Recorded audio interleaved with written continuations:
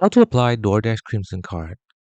So first up, you would need to go into your DoorDash account by visiting the Earnings tab within the Dasher app and following the instructions below. No credit check is required and there's no fee to apply. However, 3 successful ID verifications are required. You will need to confirm your personal information, address, and social security number submitted when creating your Dasher account.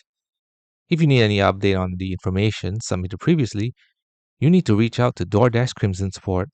Most applicants are approved right away. If your application requires additional information, you may be asked to provide a form of government ID within the DoorDash Crimson app. In the event your application isn't approved right away, you'll receive a status update in the Dasher app. It may take up to 3 business days to review and respond. It usually takes 7 to 10 business days for your physical card to arrive in mail.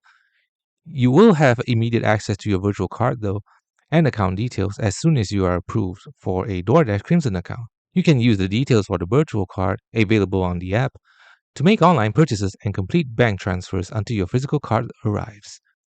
If your card doesn't arrive, you will need to contact the DoorDash Crimson support here. And that is how you apply for DoorDash Crimson Card